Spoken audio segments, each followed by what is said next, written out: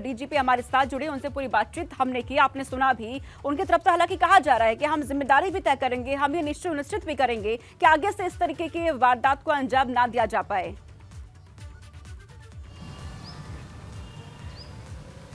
देखिए, निश्चित तौर पर कहा जा सकता है कि कहीं ना कहीं ये सरकारी जो सिस्टम है उसकी चूक का मामला था। बाद में हमने एक्सक्लूसिव तौर पर ये जानकारी दी कि शाइस्ता परवीन, जो कि माफिया अतीक अहमद की पत्नी है, वारदात के तकरीबन 20 घंटे बाद तक उनका मोबाइल फ़ोन ऑन था, लगातार बातचीत हो रही थी, सोशल मीडिया पर वो एक्टिव थे। उसके बावजूद पुलिस का पकड़ना नहीं, उस पर ध्यान नहीं देना, कहीं ना कहीं ये तंत्र पर की जो सिस्टम है उसकी लापरवाही को तो दर्शाता है। लेकिन भले देर हो गई हो, लेकिन अगर अभी भी यूपी पुलिस मुस्तैद हो जाए, अभी भी पूरी शिद्दत से काम करे, तो ऐसी कोई वजह नहीं है जहां पर जो शूटर्स हैं, जो नामजद आरोपी हैं, वो उन्हें पकड़ा ना जा सके। और यही बात जो दो पूर्व डीजीपी जुड़े हुए थे, चाहे विक्रम सिंह जी जुड़े रहे हो, चाहे ओपी सिंह जी जुड़े रहे हो, दोनों ने यही बात कही है। दोनों ने कहा है कि गलतियां हुई हैं, कहीं ना कहीं कमी रह गई है, कहीं ना कहीं चूक रह गई है। लेकिन यूपी पुलिस इतनी सक्षम है कि वो जब लगेगी पूरी ताकत के साथ, और निश्चित तौर पर इतनी बड़ी वारदात हुई है, 20 दिन हो गए है, ऐसा नहीं कि जो जांच एजेंसियां वो शांत बैठी हुई हैं। देश के तमाम हिस्सों में लगातार छापेमारी की जा रही है। अब तक 9 से 10 राज्यों में छापेमारी की गई है, नेपाल तक टीम भेजी गई, भूटान तक संभावनाएं तलाशी गई। लेकिन यह अलग बात है कि जो शूटर्स थे वो प्रोफेशनल किलर थे, उनको इस बात का अंदाजा था कि पुलिस किस तरीके से पीछा कर सकती है, पुलिस किस तरीके से उन्हें पकड़ने की कोशिश करेगी। तो अब तक शूटर्स भले ही बचते रहे हों, लेकिन पुलिस अफसरों का दावा है कि जल्द ही जो उनकी गिरफ्तारी की जाएगी, सभी को जो है वो गिरफ्तार करके जेल भेजा जाएगा। और इस पूरे मामले में जो भी सबसे सख्त कार्रवाई होगी, वो सख्त से सख्त कार्रवाई की जाएगी। एक बार फिर से चर्चा कर लेते हैं जो आज सीसीटीवी फुटेज सामने आया है। 32 सेकंड का ये सीसीटीवी फुटेज है। 24 फरवरी को वारदात के बाद का जो सबसे आखिरी सीसीटीवी फुटेज है, वो यहाँ पर एबीपी गंगा के दर्शक एक्सक्लूसिव तौर पर देख पा रहे हैं। और आपको बता दें कि ये इस सीसीटीवी फुटेज में साफ तौर पर नजर आ रहा है कि किस तरीके से जो शूटर्स थे उन्होंने उमेश पाल पर को गोली मारी। गोली लगने के बाद जब वो लड़खड़ा कर गिरते हैं, जान बचाने के लिए गली की तरफ भागते हैं, तो एक शूटर नजदीक आता है, सिर में सटाकर गोली मारने की कोशिश करता है। उमेश पाल से उनकी हाथापाई होती है और दावा यह किया जा रहा है कि ये जो शूटर था, जो गली के अंदर तक घुसा, वो अतीक अहमद का तीसरे नंबर का बेटा असद अहमद है।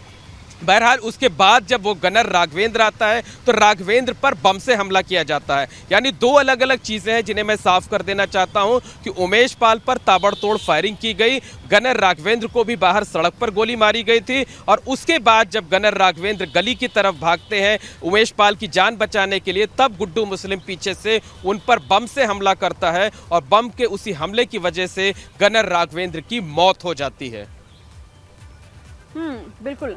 और मोइन, ये दो बेहद अहम तस्वीरें, पूरी जानकारी और पूरी डिटेल आप दे रहे हैं किस तरीके से 24 फरवरी को उस दिन इस घटना को वहां पर अंजाम दिया गया। और बेहद अहम ये तस्वीरें हैं जांच एजेंसियों के लिए भी, क्योंकि इनमें साफ तौर पर ये नजर आ रहा है कि किस तरीके से उमेश पाल को यहां पर मारने की कोशिश की गई थी। वहां पहले से ही तमाम शूटर्स जो कि मौजूद थे। जैसे ही उमेश पाल की गाड़ी वहां पहुंचती है, उमेश पाल बाहर उतरते हैं अपनी गाड़ी से, तभी हमला बोल दिया जाता है पीछे से।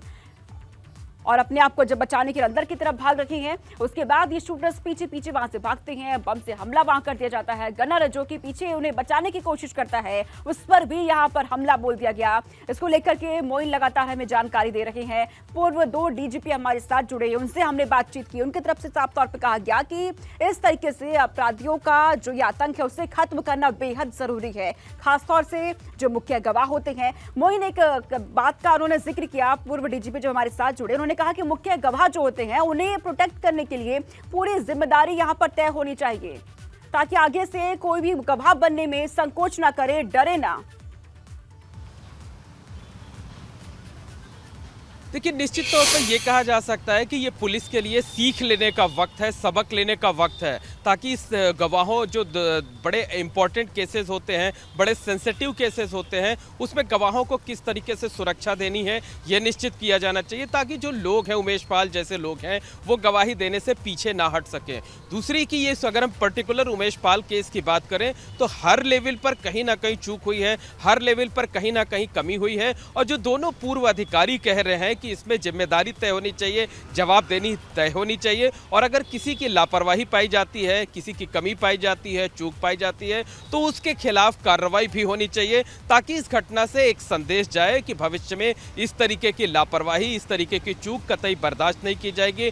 जो भी लोग जिम्मेदार होंगे उनके खिलाफ कड़ी कार्रवाई की जाएगी। बहरहाल उत्तर प्रदेश पुलिस के सामने एक बड़ी चुनौती है। प्रयागराज को पुलिस कमिश्नरेट कुछ दिनों पहले ही बनाया गया था। पुलिस कमिश्नरेट बनने के बाद ये सबसे बड़ी वारदात इस तरीके की हुई, जिसकी गूंज अकेले उत्तर प्रदेश नहीं बल्कि पूरे देश में पिछले 3 हफ्तों से सुनाई दे रही है। तो एक चुनौती है और इस चुनौती को प्रयागराज पुलिस को कबूल करना होगा। जो शूटर्स हैं उनकी जल्द से जल्द गिरफ्तारी करने के लिए नए सिरे से अब रणनीति बनानी होगी, क्योंकि 3 हफ्ते का वक्त बहुत हो जाता है। इसके साथ साथ जो नामजद आरोपी हैं माफिया अतीक अहमद की पत्नी शाइस्ता परवीन, उनकी भी गिरफ्तारी के लिए अब नए सिरे से कोशिश करनी होगी, नए सिरे से रणनीति बनानी होगी, क्योंकि जो शूटर्स थे वो प्रोफेशनल किलर थे। उनको पता था कि पुलिस उन्हें किस तरीके से ढूंढेगी, इसलिए वो कहीं ना कहीं जाकर के ऐसी जगह छिप गए हैं जहां तक पहुंचना पुलिस के लिए कतई आसान नहीं है। लेकिन पुलिस के पास तमाम सिस्टम मौजूद है, पूरा तंत्र उनके साथ है, और अगर नए सिरे से रणनीति बनाकर काम किया जाएगा तो निश्चित तौर पर उन्हें कामयाबी मिलेगी। और इसी तरीके के दावे जो प्रयागराज पुलिस के बड़े अधिकारी हैं, चाहे वो कमिश्नर हो या दूसरे अधिकारी हो, वो इसी तरह के दावे कर भी रहे हैं कि जल्द से जल्द जो भी आरोपी हैं, जो भी शूटर्स हैं, उन्हें गिरफ्तार किया जाएगा, उन्हें पकड़ा जाएगा और उनके खिलाफ कड़ी कार्रवाई भी होगी। उमेश पाल हत्याकांड में मोइन ये भी समझाइएगा, क्योंकि अब ईडी की भी एंट्रियां हो चुकी है, तो ईडी कैसे इस पूरे मामले में जांच कर रही है, अपनी भूमिका निभा रही है, क्योंकि कहा जा रहा है कि अतीक के जितने भी आर्थिक साम्राज्य है वहां तक ईडी पहुंच गई है। भाई रख दो। बात करें उमेश पाल शूटआउट केस की, तो उमेश पाल शूटआउट केस में निश्चित तौर पर ईडी की एंट्री हो चुकी है। दरअसल ईडी ने पहले ही अतीक अहमद के खिलाफ मनी लॉन्ड्रिंग का केस दर्ज किया था। तो प्रयागराज की जो ईडी की यूनिट है वो इस मामले में जांच कर रही है, और नवंबर 2021 की बात करें तो नवंबर 2021 में अतीक अहमद के प्रयागराज के फूलपुर इलाके में स्थित एक प्रॉपर्टी को जब्त किया गया था। तकरीबन 8 करोड़ रुपए उसकी वैल्यू थी, और उसके बाद जो है वो अतीक अहमद, पत्नी शाइस्ता परवीन और कंपनियों के तकरीबन 1 दर्जन बैंक खाते सीज कराए गए थे। इन खातों में 1.25 करोड़ रुपए से ज्यादा की रकम थी। तकरीबन 1 करोड़ 28 लाख रुपए इन खातों में जमा थे। उसके बाद से 15 महीने का वक्त हो गया था, ईडी पूरी तरह शांत हो गई थी। दरअसल राजेश्वर सिंह जो कि लखनऊ से बीजेपी के विधायक हैं, वो उस वक्त जब ईडी ने मुकदमा दर्ज किया था तो ईडी में ज्वाइंट डायरेक्टर थे, उन्हीं के निर्देशन में कार्रवाई चल रही थी, कई कार्रवाइयां की गई थी। लेकिन राजेश्वर सिंह के वीआरएस लेने के बाद से ईडी की टीम शांत होकर बैठी थी, कोई खास कार्रवाई नहीं की गई थी। अब उमेश पाल शूटआउट केस में जिस तरीके से अतीक अहमद और पूरे परिवार का नाम सामने आया है, जिस तरीके से भूमिका सामने आई है, उसके बाद ईडी की टीम एक बार फिर से एक्टिव होने जा रही है। और हमें जो जानकारी मिली है कि ईडी के एक ज्वाइंट डायरेक्टर दिल्ली से आकर प्रयागराज में लगातार कैंप कर रहे हैं, और ईडी ने जो पड़ताल की है उसमें से प्रयागराज, कौशाम्बी और लखनऊ समेत आधा दर्जन जिलों में अतीक अहमद की 100 करोड़ रुपए के बेनामी संपत्तियों का पता लगाया है, और इन संपत्तियों को जल्द से जल्द ईडी जब्त भी कर सकती है। इस बारे में कवायद की जा रही, यानी ईडी भी अब एक बार फिर से एक्टिव होकर एक्शन मोड में नजर आती हुई दिखाई देगी। जांच एजेंसियां हर लेवल पे जांच कर रही है, जहां से भी सुराग मिल रही है।